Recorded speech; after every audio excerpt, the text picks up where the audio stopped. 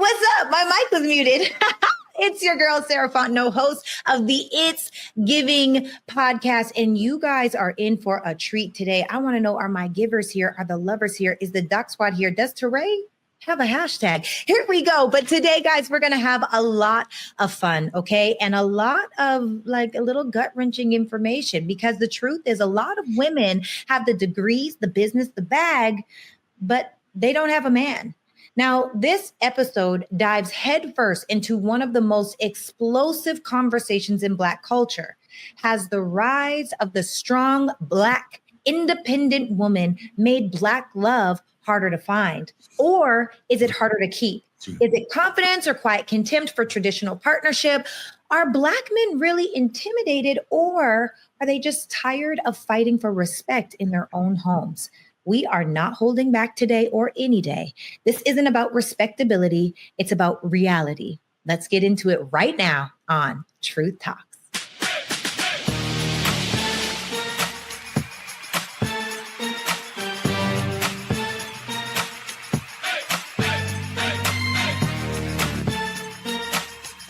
Are y'all ready to roll?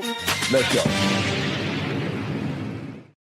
Okay, Dr. Sarah Fontenot, you go ahead, opening the show in style. Welcome and thank you for that. Of course. Happy to be here. I love seeing y'all's faces. And Dr. Cheyenne Bryant is here as usual. Hey, what's Sarah? We missed you. You left me to have to deal with this one heathen. I'm right? so sorry. Now, Mitri's a lover boy, but you left me to deal with that heathen.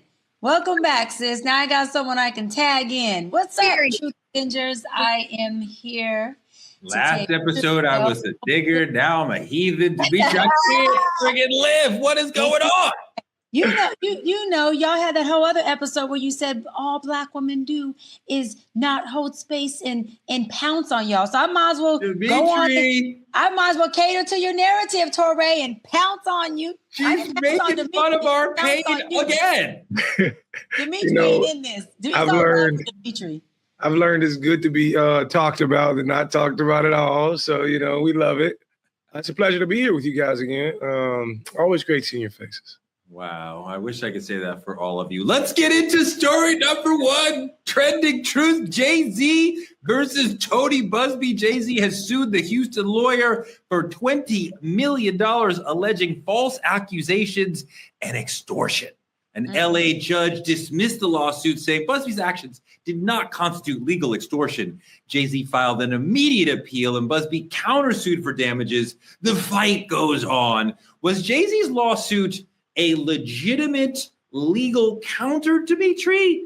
Or do you think it's a strategic intimidation move? Or is there like a PR aspect where he wants to keep making sure that there is a headline in the paper over or online, over and over and over, where he's cementing into our mind, Tony Buzbee was wrong and Jay-Z is right?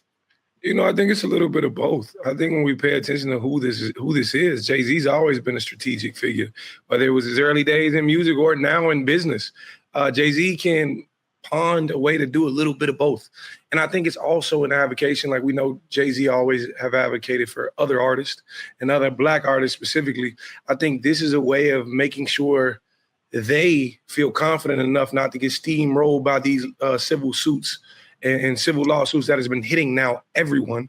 If you look up, every major Black figure in the industry is in a civil lawsuit, but I think this is actually both for Jay-Z. He's a very smart man. The Doc, isn't that a lot of entertainers are doing wild and potentially criminal or illegal stuff, or that these lawsuits are being weaponized against them? I think a little bit of both.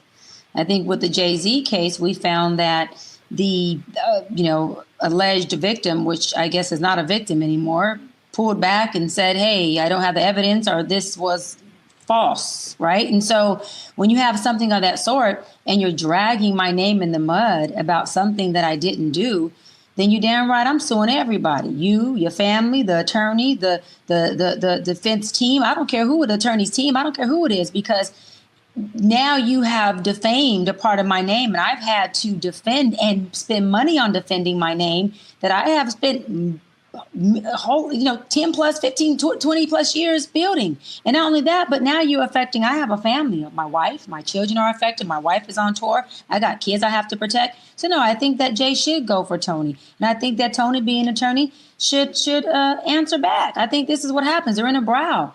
And I think that, no one's going to, when two powerful people are in a space like this in the ring, no one's just going to lay down. Someone's going to answer back. And so I think Jay-Z has every right to do it. I respect him a lot. He's a powerful man. I like the way he uses his power.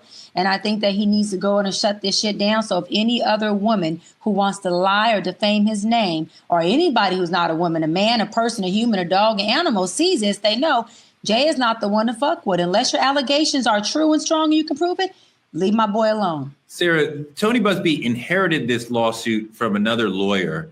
And for whatever reason, he did not think that they needed to do their own due diligence. They did not examine the indictment, the accuser, the same way that they should have done it. And I think they thought, if we just throw a number at Jay-Z and throw a word at Jay-Z, an accusation at him, he'll just give us some money and to make it go away, right? Because that's the easier way. But no, Jay was like, no, that's not happening. This did not happen. I'm going to stand up and protect myself. But in the court of public opinion, you need to do more than just defeat it that one time. You need to defeat it over and over and over. So he's making sure that he's saying again and again and again, not only was this wrong, but I sued the man. There's a headline. Now it gets knocked down. There's another headline. Now it's back on appeal. There's another headline. So he's reminding you over and over and over, I beat this. This was baseless. I beat this. This was baseless. Yeah, well, I think that sometimes success can make you lazy. And Tony Buzbee has had a lot of success in his career, maybe so much so that he might be a little bit arrogant to the sense where he doesn't have to do his own due diligence. He is him. It's going to work. He has the intimidation factors and things. And, I agree with Jay-Z, because one thing about the internet is most people don't do their research, nor do they care to see the result. In most cases, they see what the first headline is and then they run with that. And so if you are going to defame my name or my reputation, I am absolutely going to countersue. I am absolutely filing against you so that I can get what's rightfully mine. I don't think Jay is wrong. I think a lot of times success makes people lazy. Tony Buzbee, you better tighten up, sir. That's what I think. Doc, what is the potential precedent if Jay's appeal succeeds? I mean, I think it's what I said. I think it's, listen, for the folks who are victims, yes. Hey, listen, take people to civil court, criminal court, and I really pray and hope you get justice and you get it quick. But for the folks who are just coming up saying, look, it's a money grab. I see money here and I just want to figure out how I can sue and take somebody down. No, that's a hard no. And I love that Jay is saying, listen, I'm not to be fucked with. The mother folks over there may pay you off and pay you to shut up, even when they know they're not wrong. I'm not doing that. I'm taking you to court. And I'm going to play hardball and I'm going to get my justice, because if a victim is a victim, whether it's the person who's being alleged for something or the person who really was victimized, both victims, whoever the victim is, deserves justice. And in this situation, Jay is the victim. He deserves his justice. Doesn't matter how much money he has or what kind of muggle he is. Don't come barking up this tree if you know the allegations are false. And I think there should be some type of criminalization for the folks who are claiming victim, and these charges are false. I'm sorry. People shouldn't be able to drag people through the mud, Torre, and then say, you know what? I'm going to back out of it. I want to backpedal because I can't prove the evidence and my bad. What?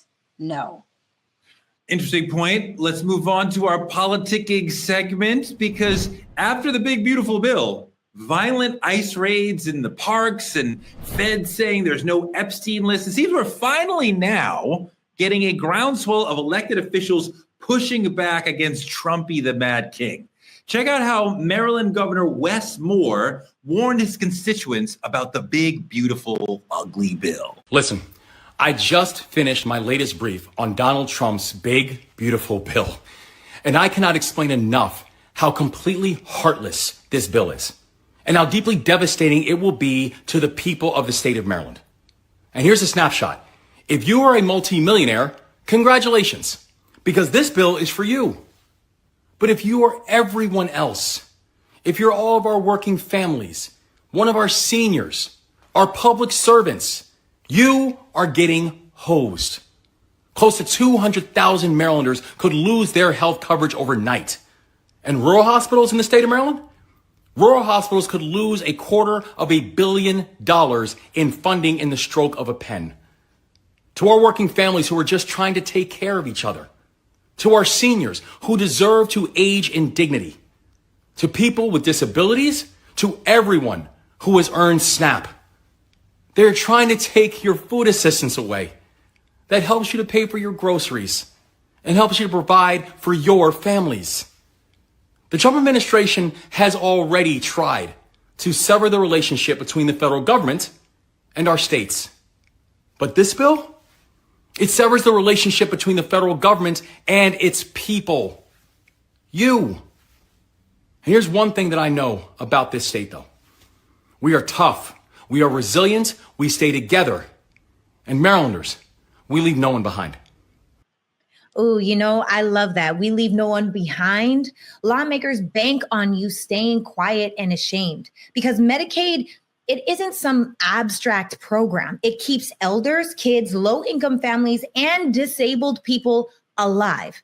Meanwhile, in New York City, Trump has gone apeshit over in New York City. Mayoral candidate Zohran Mamdani, calling him a communist and even threatened to jail him if he wins the November elections, that if he interferes with ICE. Let's take a look at this video.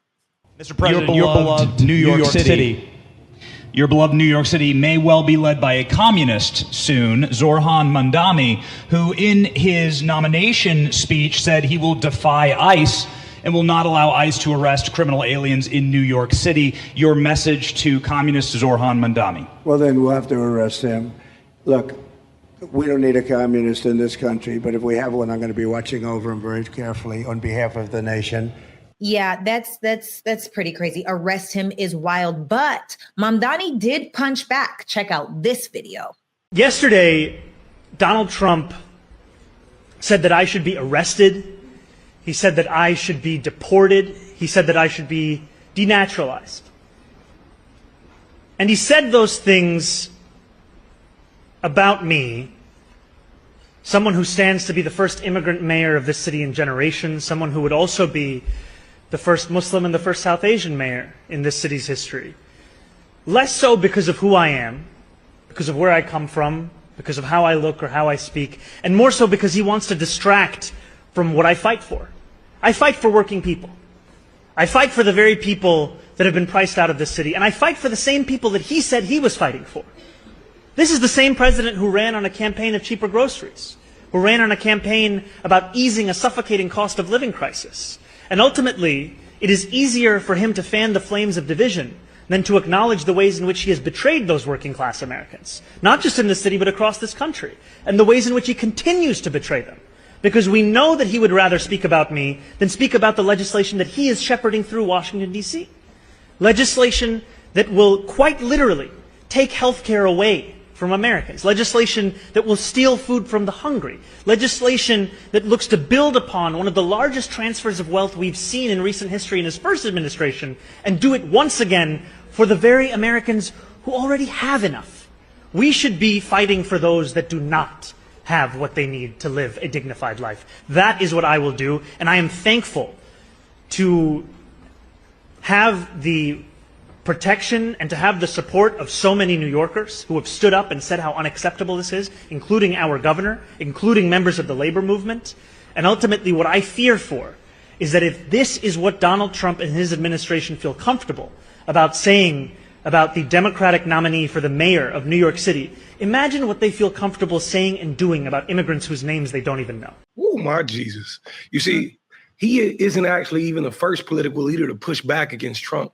You know, Governor Gavin of California had this to say. What a disgrace what's happening in MacArthur Park. What theater. On the 6-month anniversary, after all, of these fires. That's the message from the polluted heart of the President of the United States. The polluted heart of Stephen Miller. Those National Guard men and women that were out there protecting people are now being used as political pawns, out there on horsebacks running through soccer fields in the middle of the day. Timed, around announcements and events like this. It says everything you and I need to know about the state of mind of the President of the United States in this administration. So to those that feel torn asunder by everything that's happened over the course of the last 6 months, notably highlighted and reinforced last 6 weeks and over the course of the last 60 minutes and day like today, I want folks to know we have your back and we'll continue to come back and do what we can to protect our diverse communities, to protect the spirit that defines the best of this city and our state, and to push back against this cruelty. We appreciate him standing up and defying Trump. We're also seeing Governor Tim Walz out of Minnesota doing that, Governor Pritzker in Illinois doing that, and Chicago Mayor Brandon Johnson also openly defying Trump. What are your thoughts on having a meeting with the Trump administration to try and, for lack of a better phrase, kiss the ring to be able to stop the federal funds from being held back from the city of Chicago? Well, I will just say, outside of a 2016, Cubs World Series ring, I'm not kissing a ring, okay? The President of the United States of America has an open invitation to the 5th floor of the greatest freaking city in the world, the city of Chicago. And I'm going to just be bold here for a second. There's a long history of black political leaders talking to people who may not see us as first class, trying to force your will to break the spirit of working people in order to have a conversation. That's terrorism. We're not going to negotiate with terrorists. We're going to negotiate on behalf of working people in this city. And that's what American people want us to do. There's a reason why he's losing support. Now, he doesn't care. This president refuses to see our humanity. And his response to this economy is to give tax breaks and benefits to the ultra rich while the rest of us are struggling. You got to show up for working people in this city, in this country, and not for the oligarchs and the ultra rich. That's what has destroyed our economy, is that we have the ultra rich who continue to receive tax breaks while the rest of us have to pay for their failures. You're talking about terrorism. You're not calling the president a terrorist? No, what I'm saying is trying to hold people hostage and manipulating them to succumb to his will and then hold up our tax dollars. That is how terrorists behave. That is how terrorists behave. I love the spirit. Thank you, Mayor. We see all these people, Cheyenne, standing up to the president. There's Governor Pritzker from Illinois. Are we starting to see Democrats get the spirit? That's Governor Walz, Minnesota, Sarah. Are we starting to see, she knows that one because he's close to Canada. Are we starting to see Democrats find the spine that we've been wanting them to have? Let me say this, first of all. That Chicago mayor, that Chi-Town mayor, when your whitewash mindset, Torre, didn't get what I was saying, he exemplified exactly what I meant by being black, by standing in who he is, speaking in the tone that a black man speaks in, and saying we're not negotiating X, Y, and Z. That's what I meant by being black. We are represented in different ways, but that is a black leader who's also black in leadership. I respect that kind of leadership. Now, moving forward, didn't even hear your question because I was so caught up in wanting to make my point about this mayor who was so inspiring and so driving, and he didn't have to say, I'm only representing black people, because again, being in leadership is about representing all people you're serving, but it's also having a part of you that knows I am still a black leader that black people have to identify with. That's what he gave me. What was your question, Torre? We're moving on. I mean, like, I asked you a question, you don't even listen. I mean, like, he didn't say America is racist. That was the point. Like, he's still not going to say America is racist while he's running for office. Correct. He's never going to say that. Like, he is as black as I am. Nothing he said, I wouldn't say right here, and haven't said it right here on this show. But he didn't say America's racist. That's easy for us to say as activists and talkers. When you need 100 million white people to vote for you to prevent Trump from becoming president, you just cannot say America is racist. when you want to be the president of the United States, no matter how black you are. He said something worse. The president is a terrorist. That's what he said. He's not running for office. He's already in office. He's already in office. The thing about it is, I just love to see somebody from where I'm from. And I actually had conversations with this brother before. Very, very intellectual man, and can speak his mind just as he's doing now. I think the beauty in it is it's inspiring. And it inspires the person who's listening, whether he's running for anything or he's not. He's still a powerful person in the figure of Chicago that we idolize and we look up to.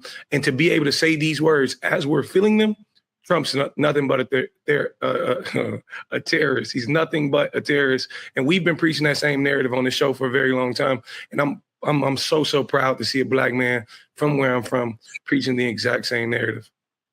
You know, one thing, and I just want to jump in here really quick. My first question is, who the hell asked that question? Like the reporter that made the correlation to kissing his ring. What is this? Like, what do we think that this is? I am flabbergasted. My gaster is flabbered. Okay. I am confused and perplexed. And then once I get past me being confused, my next question, or I guess it's really more so the tragic flaw of huge, massive amounts of monetary successes, you get away from the people. And I think the issue here is that a lot of these things are not for everyone in America. It's for the top 3% of America. And when you're in the top 3%, you have a different style of life than those that are in the 97%, but it's the 97% that are relying on all of these changes that now you're making. And so I think that there is it's like a good old boys club where if you make a certain amount, I don't know that it's necessarily an income thing as much as I don't know if it's necessarily a race thing as much as it's an income thing. But I do think that he's just gotten really far away from the people. And I think that, money can make you really cold. The larger thing is that I don't think that Dems are yet ready to show the spine and have the fight that we need to have. I don't think we have the power as a party at this moment to be a significant fight against Trump. I don't think we have the tactics yet to do that, right? I don't think we've imagined the way to do it. But no, not yet. I am encouraged to see the mayor, the governors standing up and saying, but so far we're just saying words, and I need to see more action. We were told over and over, this is a dictator who will ruin democracy. Okay, well, if you believe in democracy, you've devoted your life to working in democracy and in furtherance of democracy. Well, now the barbarian is not at the gate. He is in the White House. What are you going to do now? So that's what I want to see. I want to see Dems fighting as if we actually believe that democracy is truly in danger in this moment, because they say it is, but I don't know if they act, Dimitri. I don't know if they act like it is. I've learned that the GOP kind of thrives when the Democrats look scattered. You know what I mean? When there's no strategy behind it and the messages are all over the place. If we can actually find some alignment, we can probably start making some noise. Now, like you said, I don't think we're ready for it just yet, but it takes conversations like this to be had in order to push forward. Yeah, and I want to ask the chat, I just feel like we got too many celebrities in office who want face and name recognition, who don't know policies or politics. I'm just going to call it what it is. They skated their way through. They know how to campaign and ask for money, because we have a lot of folks who are voting, and I'm just going to go there, who are ignorant to policies and politics, and they're voting for people based on face, name, and who they like the speech they said. And you got these people in office who do not know how to strategize. We don't have the old school politicians or Dems who are really having think tanks, really strategizing on the internal things like policy, legislation, meetings, and how to push back. So I agree with you, Torbay. I don't think that they are ready or have the muscle right now to even attempt to strategize, because it seems like the Democratic Party is so spread out. And there's not leadership in the micro positions, and there's definitely not leadership at the macro level. So I agree with you on that, Torbay. Yeah, it is true that we lack leadership at the macro level. Generally, the leader of the party would be the last president from that party. But obviously, Joe Biden is not mentally capable to be that person, to be a leader. When we wanted Joe to leave, they're really talking to Obama. It was Nancy Pelosi, it was Chuck Schumer, and they're talking to Obama. Can you help us remove Joe? Now, if something else were to happen, we could not go to Joe. So then that falls back to Obama is essentially the leader, but it was so far ago that you wonder, like, can he still be that ultra leader for the whole party? I don't know. And I know that he has led us in a moderate direction away from the progressive direction. We were telling him we want Bernie Sanders, and he helped push us in the moderate direction of Joe Biden. And that is part of why we are in this position today. I want to move on to the main topic, which I think could be very powerful with you guys. Let's talk about the educated, self-made, not waiting on a man's sister who is independent, but is the independence somehow pushing away the intimacy that she wants? Are strong, successful Black women being celebrated or silently blamed for the breakdown of marriage and ultimately the breakdown of the Black family? From social media pick-me culture to masculinity dynamics, let's talk about whether independence among sisters is empowering them or sort of emasculating them. First up, let's talk about the I don't need a man crew. Look at this. What do Black women want from Black men? What do Black women want from Black men? We as Black women, we will say we no longer want to be a stay-at-home wife. We want to be bosses. We want to be entrepreneurs, and we want to obtain the bag. We will spew out vitriol, and we will say that we don't need a man. But in the same breath, we will complain about how men are not living up to our standards. If we don't need or want a man, why do we have standards for men? On the other hand, we will set these high standards for men, but we don't want to adhere to the standards that they set for us. Make it make sense, please. Sarah, does this I don't need a man mindset help Black women? Does it hurt Black love? Are the sisters too independent and taking care of themselves, which is great, but is that hurting their ability to create the lasting relationships that they also want? Absolutely. I think that we as Black women, this is the most masculine we've ever been. Now, to be fair, it makes sense. It's a survival tactic, right? When we are providing for ourselves, we are getting to our goals, because ultimately, if we're not either partnered with someone by sharing the bills or have a man that is paying all the bills, we ourselves have to do that. And it is very expensive to live a normal life. So I understand where it's coming from. And then you partner that with the fact that we have a lot of single mothers. So now you have women that are raising women and their sons, and they're raising men and their daughters, and they're teaching their daughters that they don't need a man. They're teaching their daughters because, look, I've done it. I don't need anybody. What can a man do for me anyway? Well, if you take out the transactional, prostitutional part of it, of dating, and you bring up the connectedness and the love and the passion and the being able to have that person that you really relate to, love, and appreciate, then you understand that there's nothing more powerful than being able to settle into our feminine energy. It's natural. And this whole feminism thing, it's a scam. Being this super independent, it's a scam. It's a scam. Okay. Well, I don't believe that. I don't believe that equality between the genders is a scam. But I do want to drill down on your prior point. And is it that the sisters need to become more masculinized, right? To be strong, independent, take care of themselves. All fab, we love that, but then it's affecting us romantically. Is it them, or is it that the men who are in their dating pool are not secure enough in their masculinity to deal with a woman who is strong and a little bit more masculine because she's had to, be independent, take care of herself? Well, that's the thing, right? Survival has made us masculine in the world. But when you come home, you should be little soft angel poodle kitten muffin baby. Like, at the end of the day, if you are not being soft with a masculine man, now let's be honest, because roles have really kind of reversed here. Women are much more masculine and men are much more feminine. Men, for the most part, we're lacking a ton inside of leadership inside of our men. And it's for good reason. Like, all of this has happened for a reason, but this agenda is not going to have us loving each other. You hear Black men saying, oh, I don't even date Black women. Oh, a passport bro. Oh, I'm going overseas. Oh, I would never date a Black woman. You have all of these toxic narratives that are being pushed forward. And the truth is, we have made it so easy. Let's be clear here, okay?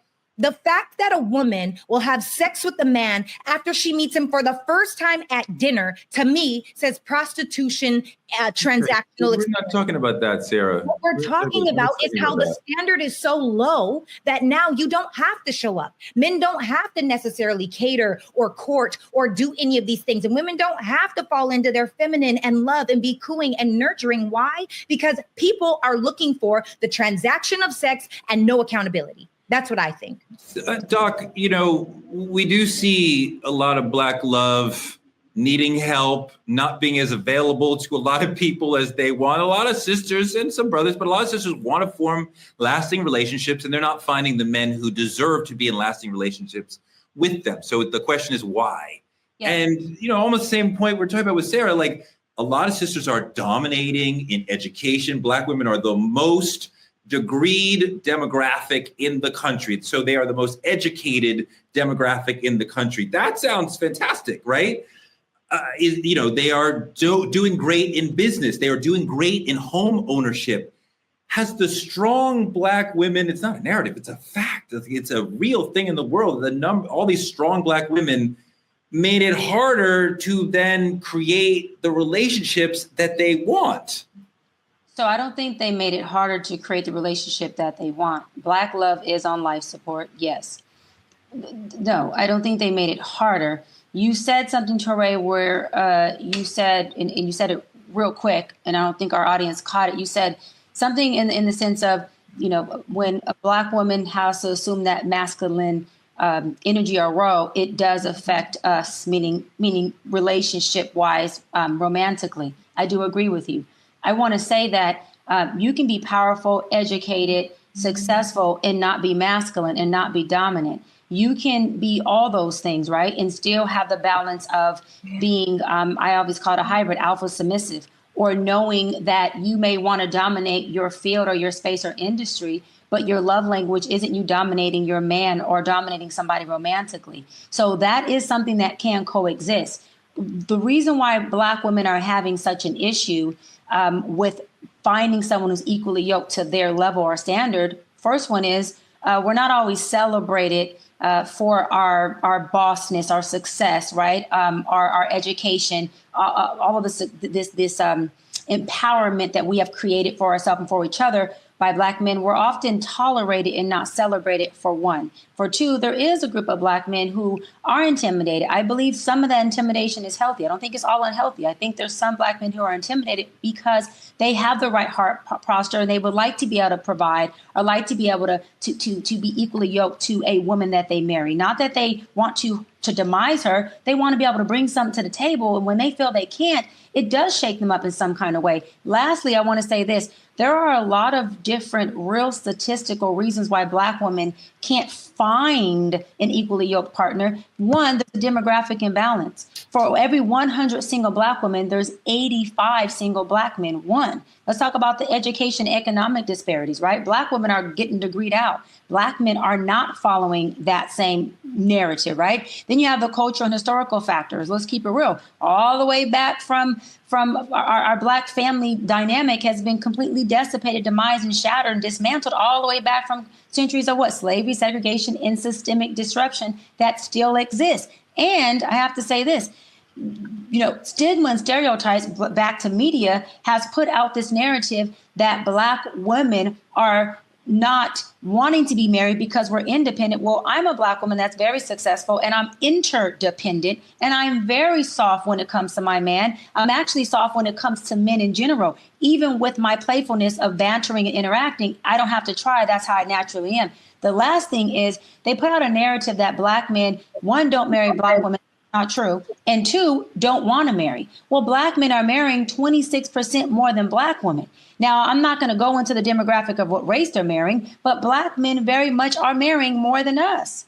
And so what I'm saying is it's more about Black women figuring out what works for them and then becoming more of an interdependentness and not feeling like they have to be independent to be successful, because success is not independent in the essence of getting there. Really quick. It takes a lot of partnerships and a lot of relationships to even become successful at a much higher level. So we don't want to be independent. I'm a very interdependent woman and have no problem with needing or wanting my man. Dimitri, are we seeing social media and hustle culture making it harder for sisters to prioritize partnerships? Yes, I think the idea of it is this, balancing ambition and love.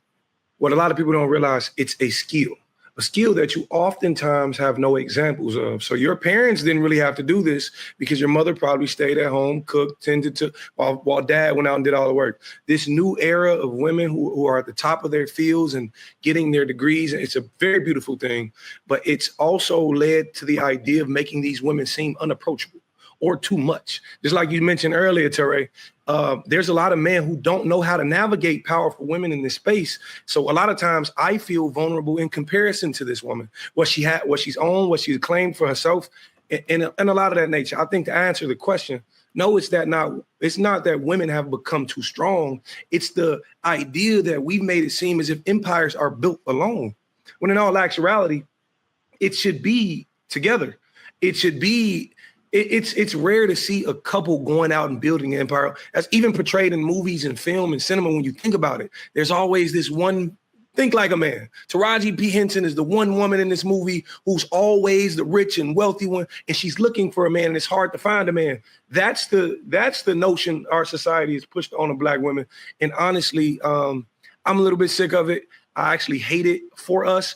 But men have to learn to tend to a powerful woman, as women have to learn to disconnect the idea of being a powerful woman from being just a woman when it comes to your man. Can I just chime in really quick here, because I'm like burning.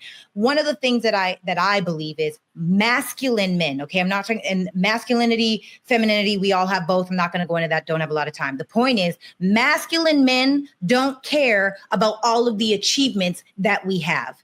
And yet, a lot of the times, Black women lead with their accolades.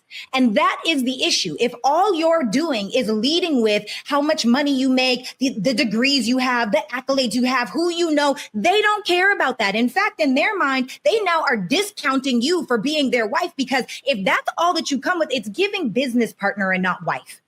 I feel like us as women have gotten far, far, far, far, far away from having the desire to nurture, the desire to show up for our men, the desire to be emotionally there for our men. And because all we know what to do is lead with our achievement, now we have emotionally isolated ourselves.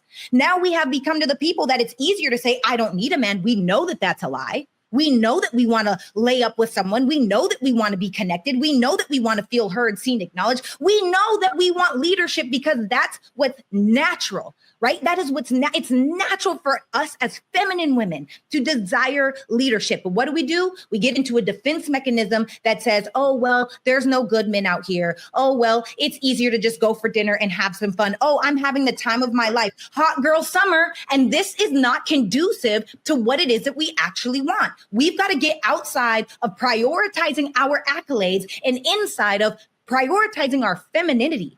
Yeah, I don't think we have to dummy down anything. Accolades, beauty, hair, you can't lead with it though, whatever it is. You don't need to dummy down anything. You need to come as a whole person, and you attract your equally yoked whole man, and y'all facilitate space for each other. That is bad advice. My question is that why is it that the Black woman is so separate from the Black man when we're talking about relationship, when we're talking about partnership? Why is it a gender war of like Black men here and then Black women over here? And is she too strong or too much? And is he too weak or too intimidated? How come our conversations aren't blending the two? Because I don't see myself separate from you, Dimitri, or separate from you, Teray, as a Black man. I see me, even though you, Teray, have a beautiful wife, I still see me as connected to you because you are Black and I am Black. And I look at you, regardless of how much we disagree on topics, I look at you as still a Black man who, if somebody was to say something about you derogatory in a room and you weren't there or you were there, I would feel naturally driven to ally with you and have your back and support you. But do you see emotional isolation in sisters who are successful? Yes. But that's what I believe is emotionally isolating. That is what creates a lot of the separation, is that when we're having conversations about our Black men, we are separate from y'all, which automatically isolates both of us, the man and the woman. When the conversation isn't that we are separate, the conversation is, how is it that we can get along as a collective, not even romantically? Like, how can you and I have a disagreement, Touré, and still be able to be in brother and sisterhood just as two people who are Black? I believe the separation in the conversation and the narrative that we continuously hear creates an isolation for the Black man and the Black woman. That's Sarah, what what do you think of that notion of the emotional isolation of the successful sister who then can't find the man, the prince, the king that she wants? I feel like, and I think you were kind of saying this, like, sisters find like they have to shrink themselves in order to find a man who will feel comfortable being with them. And thus, if they can't do that, then they end up isolated. Yeah, she was saying shrink. I'm saying do not. So I want to make that clear. I'm not saying shrink. What I'm saying is stop leading with. And I feel like and look, I'm going to tell you, because I know who I date. I know my situation, and I know who's been in my life, and I know who is in my life right now. For all of these women that are out here that are successful, because by the way, I'm one of them. Okay. I am in the top 1% of America. I have built all of these things, and you will never hear me lead with it. Why? Because it's not conducive to what I know that I want in my life. And what I'm saying is, as a woman, if you want to have a masculine man that wants to lead you, if this is what you want, what happens is, you saying all these things that you've accomplished is literally telling that man that you're also in his masculine, that you're in your masculine. Masculine and masculine bumps head. It is combative. You could be the most incredible person ever. I'm not saying don't go get the degrees. I'm not saying don't build your success. I'm saying stop leading with it. And if you lead with it, you will remain single, or you will remain in situationship. I don't know what leading with it means. And I feel like the men are being given the day off from the accountability that they deserve when you meet a sister who is empowered, degreed up. Like, I don't even know what masculinized means. She explained it well. She said she explained it well. The problem is that the brothers are not relating to her on her level, not that she's not relating on their level. Hold on, Sarah, you explained it. Touré, I hear what you're saying. Correct. I agree with you. She's saying that you shouldn't lead with it and speak it and say it and boast it.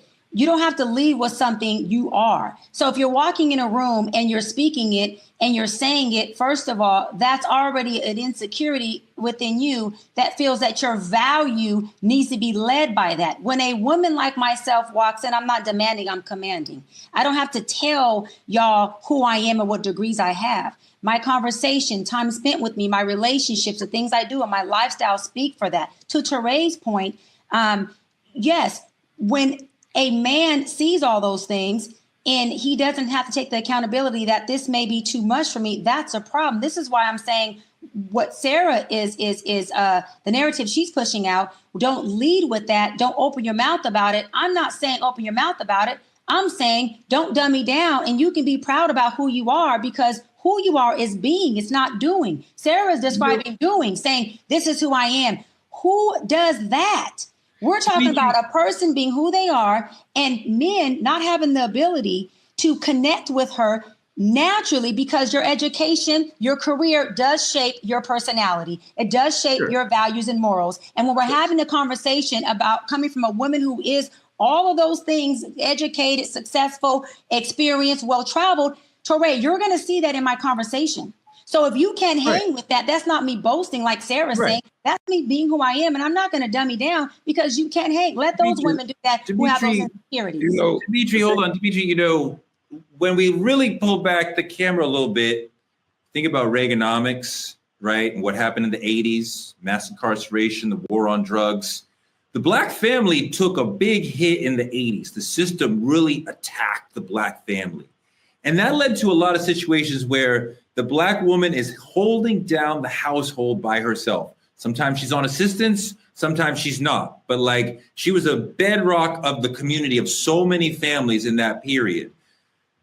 And then yet I feel like out of that experience, the country said, oh, she's too strong for doing what survival demanded. So then she's getting the worst of, she did what we needed her to do to help us survive, but then she's getting branded too strong for having done it.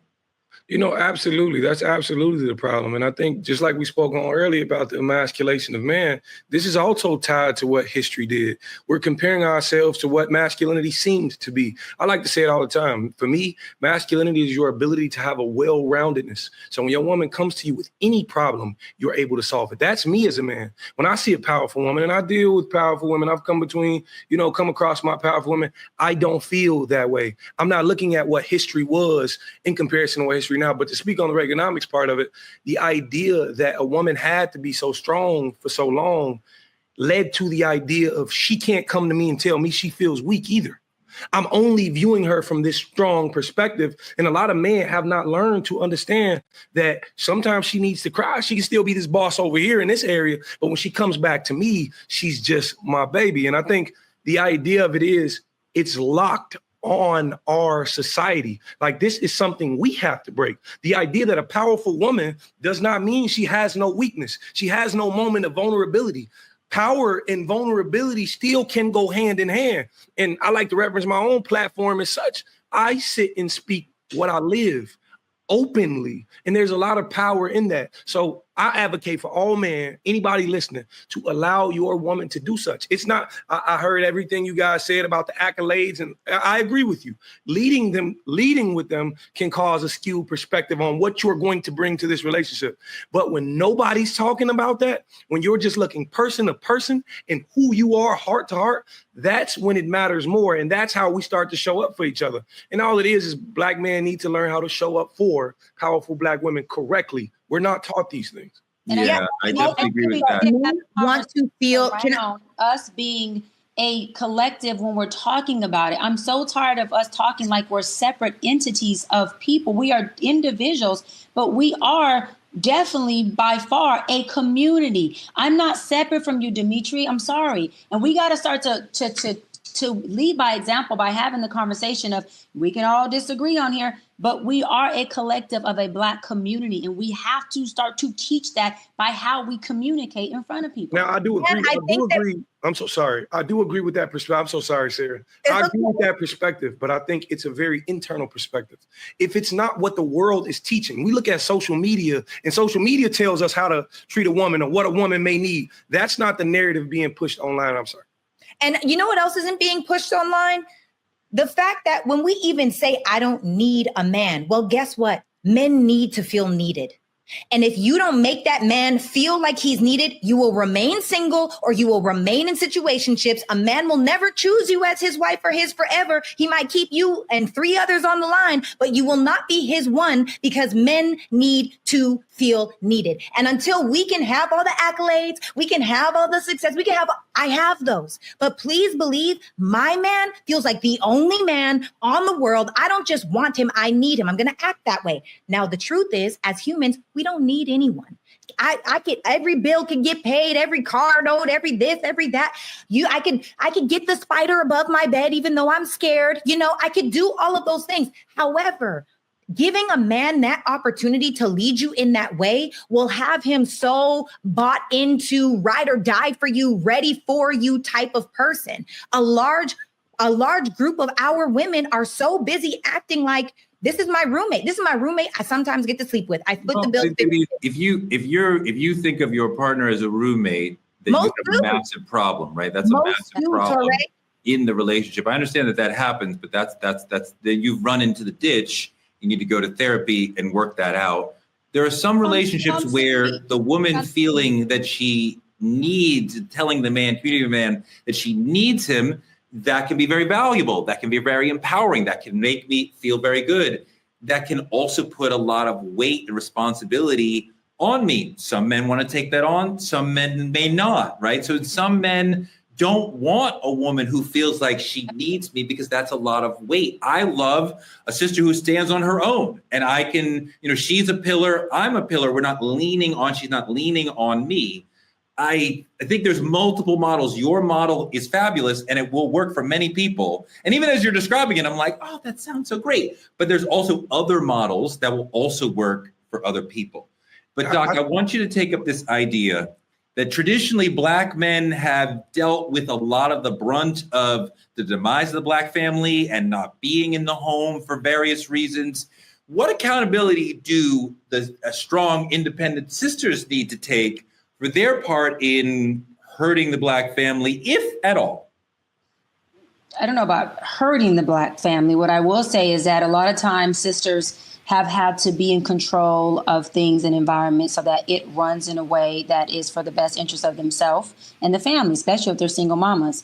And when you take that type of woman who has had to be in survival mode and uncertainty isn't something that served her, so she has to control so that there's less uncertainty for the safety of herself and her kids when she does get a man who can lead. And I don't believe it takes a masculine man to lead. No, it takes a balanced man to lead. That means that man has to have, like the Bible says, some submission in him as well. He has to be able to be vulnerable as well in the midst of just being masculine. Masculinity is not what's just going to lead you. He has to have a balance. That's what makes you yin and yang. It makes you equally yoked. When that man comes, because a man who can lead doesn't need a woman to control him.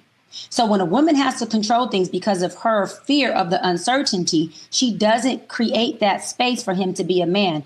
What that does is it doesn't emasculate him. It repels him, because a man who can lead, who's vertical in who he is, he's just not going to stay where it's not healthy for him. He is going to pivot. He's not going to stay and conform to what she needs. And so when you ask the accountability piece, I think as Black women, for us to take a step back and say, okay, well, where is it? Am I allowing myself to trust the process of a man coming in and leading me, and not feeling like I have to know every single GPS point, every turn, every light before I can relinquish that and be in my, what women are calling now, my soft girl era. If I'm going to be in the passenger seat of a car with a man, that means I chose you, so I trust you. Let me recline this thing, relax, and say, Daddy, let me know when we get there. Let me not tell you, make a left, make a right, stop, what are you doing? And control the whole situation. And then gaslight him and say, girl, he couldn't handle me because he was a boy. No, you didn't have the ability to trust a man's leadership that you chose. And if you didn't trust him, you shouldn't have chose that man. So I think we got to hold space to allow that man to not divert from us, not pivot from us, because a man's not going to stay where he cannot be a man at. So help me understand another part of this, Doc, because you're a strong Black woman all day long. That's what I think about when I think about you. And we know the sisters who are strong Black women are sometimes like, damn, like, I got to shoulder everything. I got to do everything. I got to take care of everything. And it's a tremendous amount of spiritual and emotional weight on people. And we revere and love Big Mama and the mothers in our families and the women in our families who are like holding it together for everybody in the family, everybody on the team. But it's a lot of weight. And I can see a lot of sisters like, the white women get to like, be fragile and, cry and everybody run to them. And the sisters don't quite have that same experience. I want you to explain that, but I want to run a piece of video about how the sisters feel and then get your comments. I do not desire to be the strong Black woman. Someone else can have that title. I don't want it. I want to be the woman that takes a day when I need it. I want to be the woman that's vulnerable enough to say, I'm really not feeling it today. It's been a lot. I need someone to create space for me to share that and for someone else to pour into me. What do you think, Doc? So this is the narrative that I'm saying that they're sending out there. I don't represent that narrative. I do exactly what she said. I have a lot of help. Every man that I've either been engaged to or I've dated or are my companions now, they help. I don't have to ask. They offer, they check in on me. I have male family members, cousins, brothers that, that check on my house. My brother takes out my trash every Sunday. I have cousins that check on me. I share my location with 3 different men who are all family members. I was in Atlanta filming True Talks last season. I had cousins flying out, male cousins, to make sure I was good. Guy friends. So what I'm saying is, I'm able to tell my support system, hey, look, I need a day off. This is too much for me. Male and female rise to the occasion to support me. I'm able to say, listen, I want to take a vacation. I have family members who are males who are just guy friends who would say, what's up? Where you want to go? So what I'm saying is that narrative may be true for majority of women. I'm not knocking them. But I also know that there are women like myself who have really good, amazing men who are in their circle. I call it the circle of wealth, who will shut shit down for them, support them, love on them, and let them take that day off. So I don't want Black women to think that is everyone's narrative. I am very much supported, and I have a very well cushioned soft landing for myself, and I always have. Sarah, that's beautiful for her, but a lot of sisters don't have that in their life. A lot of sisters are, and other sorts of women are like, the world is asking me to be strong, and it's a lot of weight on my shoulders. What do you think about that, Sarah? Yeah. So first and foremost, because I'm sure that women right now are asking, how do I be more feminine? How do I be more soft? How do I change the way that I even address men? Well, number one, you have to stop trying to force control. You're only strong when you're trying to hold on to something. But if you just allow yourself to flow and be inside of your beautiful, empowered essence and energy, be willing to stop yelling at people, because men don't. I'm gonna give y'all 3 easy things that you can start that will absolutely change the way that you date. And I'm going to put all of this inside of these 3 things. First and foremost, if you want a masculine man, and this is going to be offensive to some, but it is the truth. Why do babies cry? Why do dogs howl? Why does the sun come up in the east and go down in the west? It is what it is. Most masculine men value an aesthetic. So do the best you can with your genetic potential. That does not mean you have to be a size 0. That does not mean that you have to be a size 2. What it means is do the best you can in taking care of yourself, having good hygiene, drinking water, having a salad, going to the gym. Now, that is all caveated inside of this. Ladies, and I see this all the time, ladies are always blaming and taking no accountability, by the way, and blaming and deflecting what it is. So what they say is, oh my God, you're always late every time we have a party. Oh, you always are looking at them other girls. Why are you breaking your neck to look at them? When the truth of it is that if we would literally just say how we feel. Let's say I'm with a guy that I'm dating and he looks at a woman. This is an example, right? He looks at a woman and I feel very uneasy about the fact that he looked at a woman. The truth is, I feel insecure.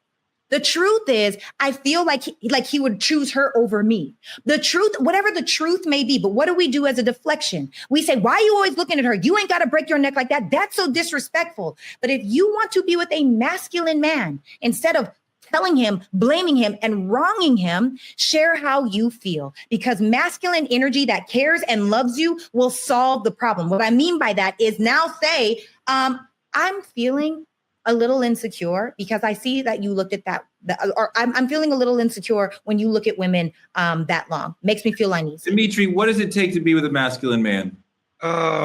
What does it take to be with a masculine man or a powerful Black woman? How about just a good man? No, what does it take for her to be with you? You're a powerful brother. She's talking about the sister has to do this to fit with a powerful man. What does she have to do to be with you? She has to know herself. I think that means more to me than anything. It's if you are a powerful woman, know the power you possess. I don't want you to shrink from my ego. Not at all. Not even a little bit. I want you to shine as bright as you can and let me build a stage under you so more people can see this light, baby. But that's what a powerful man does. A powerful man does not look at power and see something he has to control, but something he can assist. And I think the thing about it is there's all these narratives on the table about what a powerful man needs and the masculinity and Black man in general. And I'm gonna just speak for Black men because I'm a Black man. Truthfully, we have a skewed view of what power actually means. You can't beg for her to be strong, intelligent, educated, and driven. And then the moment she's here, you don't know what it's like to make space for her because you never went out and learned. So for a Black man to actually see it and desire it, he has to know this is something I have to make room in this house for. I have to build her a closet so she can fit here. She can live here. And I think, of course, metaphorically, but the idea of it is that's something we were never taught. A lot of Black men from where I'm from watch their fathers beat their mothers. You know what I'm saying? So they grew up thinking they had to preach this exact same narrative. So to run into a powerful woman who say, I'm not going to take that. I'm not doing that. It's different. The question becomes, how do Black men create space? I think black men create space by accepting exactly who they are, flaws and all. A lot of times we look in the mirror and we hate seeing ourselves, but that's not a reflection of the person standing in front of us, but who we've grown ourselves to be. I talk to a lot of men, and I got a best friend, shout out to my best friend, but he told me he grew up without a father. And the other day we spent an hour and a half talking about tools. Just look, me giving him my knowledge. So Name a tool. His girl house. What's a tool? Listen. What's a tool? Tools, I'm talking about impact tools, like to fix a car and mount a TV. He told me, brother, I want to mount my girl TV on the wall. I said, this is exactly the steps you take to do it. That grew him as a man. Now he feel more comfortable in his relationship because he deals with a powerful woman. And brother, I want that for you. It's a lot of times black men or men in general have to learn to see themselves and what they lack so they can develop it. So when that powerful woman is standing next to them, it's not viewed as competition. Sarah, how do we redefine female independence, which we're seeing from the sisters and we love, as not a rejection of love, but like a foundation? So it's about interdependence where both partners are whole, not competing against each other. Yeah, this is my life. In the world, I am Sarah Fontenot, name in lights, travel around stages, gets translated in different languages. I am very much a successful woman. And in my home, the way that I speak to my man, the way that I'm seeking his desires before he even expresses it, the way that I'm seeking for the detail-oriented things, there's nothing wrong with being successful. It's the way and energy and essence in which you bring it home. And I don't think that enough women have mastered how to turn off the outside energy. And I'm not talking about dating outside. I'm talking about the work energy, the stress energy, and then also I do think that men, because it's easy to be lazy inside of dating now when the standard is so low. So now men have become lazy in dating. Women aren't necessarily holding the highest standard. And so it's become this smorgasbord of just, I really think it's a prostitution transactional time in 2025. It's a scary world that we live in. We both need to have standards for ourselves. But let me tell you this, ladies, you can inspire any man to do anything if you ask for his help. We have to stop having all the answers. And look, y'all could call it whatever you want. It's actually called contraband. Some might call it manipulation. Contraband is when you inspire someone. This is where you plant the seed and he allows it to grow. And then you celebrate him like it's his idea. There are so many different things. But let's watch this video. I heard there's a video we want to see. Invest in my kid. See, these don't care, but that's what's wrong with this generation today. These young boys today put this she bring to the table. The hell you mean, man? What do your ass bring to the table? You got a woman that can come to the table that can make another you. What else she need to slide up to the table with? What about your job? What happened to men who were supposed to be responsible? And you know that it's our job to take care of a woman and some children, to have a family. That's our damn job. But what happens to when the woman tell you, I don't need a man, see? Well, they need to work. Okay, if you don't know how that's working. You know, how that's working. Who don't need no man? I'm independent. I can do for myself. Yeah, but why do you want to? Dimitri, he said something really powerful, Steve, there in the beginning about her ability to have children. That never leaves you. My kids are 17, 16. One of them's almost out of the house. Every time my wife asks me, can you carry this bag home from the store or up the stairs or lift this or whatever? And I'm like, she had 2 children for you. And the pain and stress of that, all the things that, like, you better do whatever she wants and whatever she asks forever. And and that is like a constant, please rub my feet. And I'm like, she had 2, like that never leaves. So never ask her what she brings to the table, because she brings the ability for you to have legacy, for you to have family, for you to have people here who look like you, who will live on after you, give you the deepest sort of joy that you can imagine in the world. So it's completely ridiculous. What do you bring to the table? Hold on, Touré. This is what you just brought to this table, baby. You just cooked and served that. You know, I give props. I tear your ass up, but I also give Touré. You just cooked. I'm gonna have to put that clip on my page. You cooked, Touré. Touré, I do love the way you advocate for your wife. You know what I'm saying? A lot of times I see married couples and I be so jealous. I'd be like, I'm glad you have somebody to do life with, but even more than that, someone who inspires you. Like Dr. Fontenot said, the idea of it is a woman in her own essence Yes. is the most inspirational thing a man can ever come across. And for a man to feel inspired, there's nothing he will not do, nothing he will not learn, nothing he will not apply for, nothing he will not inquire about. I told y'all, my friend asking me how to mount a TV. He never needed to before, but he asking me now. And reason being is because the thing about it is there's this narrative that a lot of Black women want to do it by themselves. They don't. They've just lost trust in what a man is now defined as in this generation. But that's the question, Doc. Why, like Steve is talking about, why is it that some sisters are like, I don't need a man? Like, why would some have that attitude at all? So the main thing that he said was, why would they want to? Okay, I can't speak for sisters who don't want that. I can speak for a sister who genuinely doesn't need my man for survival because I do well enough to take care of entire family plus 2 or 3. But do I want to do that? No. Will I do that? No. Will I support my man and have his back and spoil the hell out of him? Of course I would.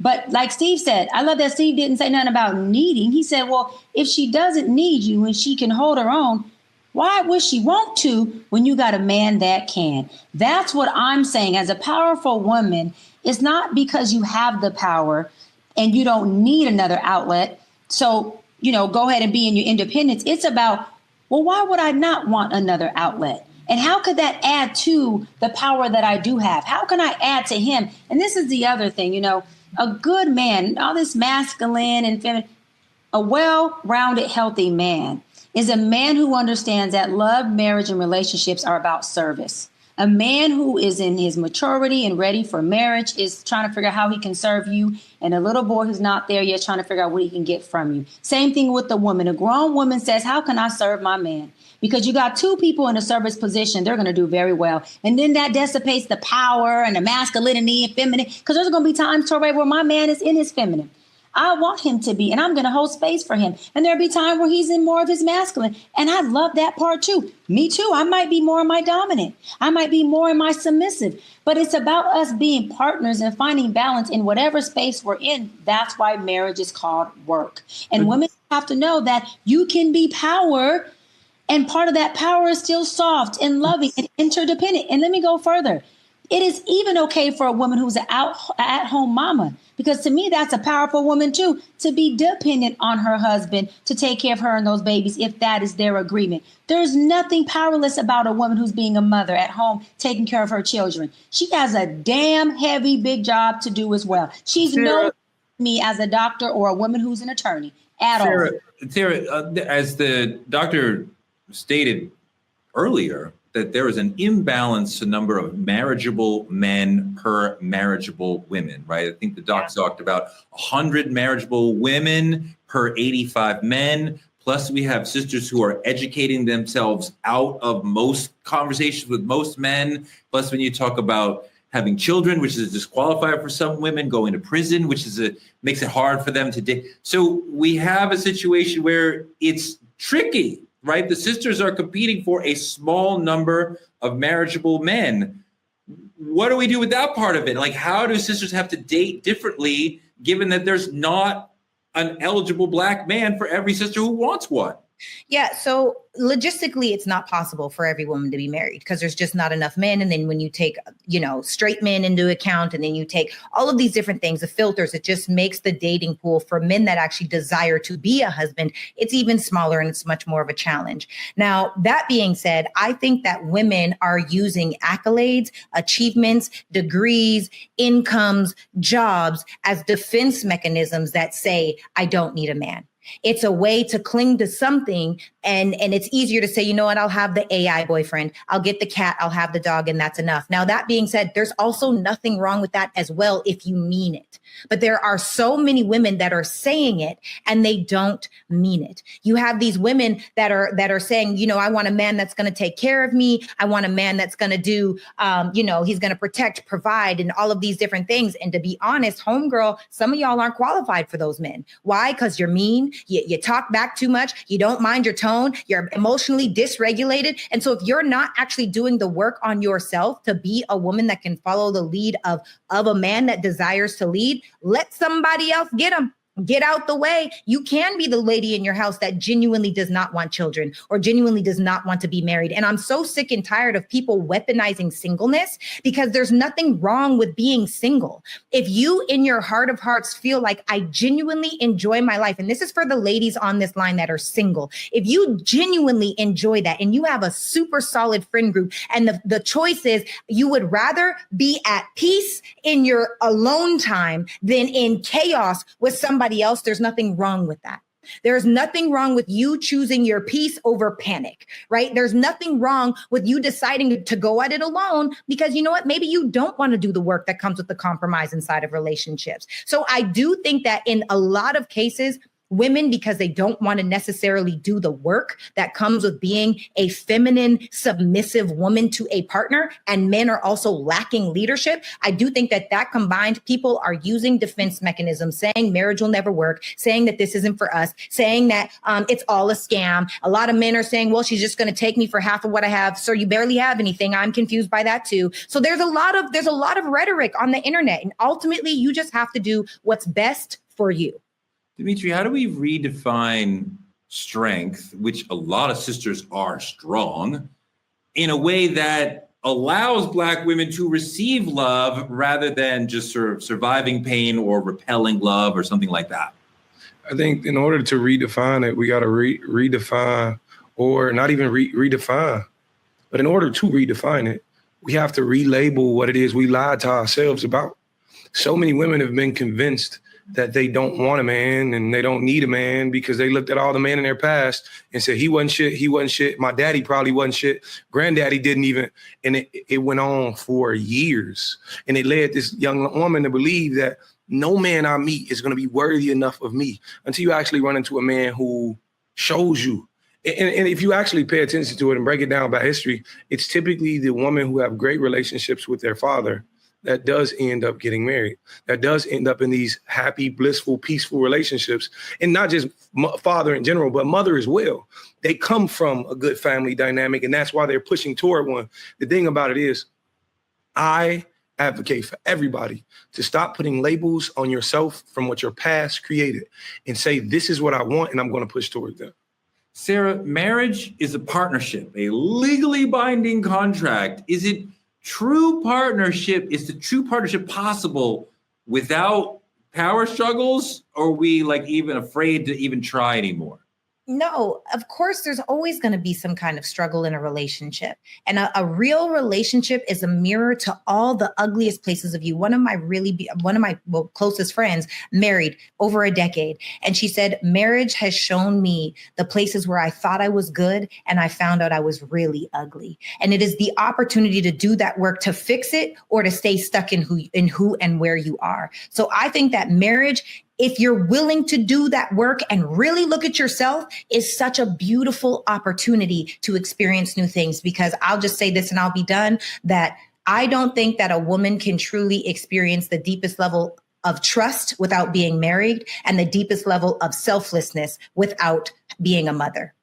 Dimitri, how do you be a Black man and masculine in a relationship without making the sister feel awkwardly submissive? Like, a lot of these strong Black women will say in polls, they don't mind being submissive to the right man as long as there is protection and providing along with it. I think it's reciprocation. It's your ability to show up for that woman in ways she thought men did not. It's if she's cooking, you're cleaning. And I know this goes against a lot of society's norms, but this is what I view. This is what I watched growing up. So for me, that reciprocatory factor in it is saying, okay, I'm looking at it as however I can be in assistance to this woman emotionally, physically, mentally, whether it's with investments, it does not matter. I am looking to aid to this woman. And, taking that idea of she is the only aider in this relationship off the table. Word. The last question tonight's for the audience. I want you to drop a hashtag truth tellers in the chat and tell us this. If we don't figure this out, what happens to the Black family 20 years from now? I'm married, but let's keep it all the way real. If this war on the sexes keeps pitting Black men and Black women against each other, what happens to the Black family long term? Who wins when we're divided? Not us. We can't keep calling each other bitches and hoes while the white race is panicked about soon becoming the minority race. So much so that they're breaking laws, kidnapping people, and incentivizing IVF. They once broke our families with chains and laws. Now they break us with ego, finances, blame games, and a lack of opportunity. The question is, will we rise up before history repeats itself? Stay woke, stay together, or stay conquered. That's your options. And damn it, fellas, pick up the phone and check on your strong platonic female friend. Let her know you're there for her. Lots of guys are there for Dr. B, and it makes her feel loved and supported and secure. So I want other men to be providing that to other sisters in their lives, right? Because you can see the love that she feels from all these people flying in, calling to check. Like, we can do that for all sorts of sisters in our lives. And, you know, if you want to ask that sister on a date, like, you know, shoot your shot, you know, if it's appropriate. No, don't go buck wild. Don't DM Dr. Bryant. Just, do it the right way. That's our show for tonight. Like, comment, and subscribe on our YouTube channel at TruthTalks-Live. Watch us simulcasting on the Black Star Network after Roland Martin Unfiltered. Don't forget to support Black media at CashApp, Truth Talks Live. Advertise with us and reach our 10 million person audience. And partner with us by visiting TruthTalksLive.com and become a VIP member of the Truth Lounge so you can learn about even more about any of us. As we talked about tonight, Black media remains under attack. So support our show by telling a friend to tell a friend to watch Truth Talks every night, 8 p.m. EST, 8 p.m. PST. We will be here tomorrow night at 8 p.m. We'll see you later.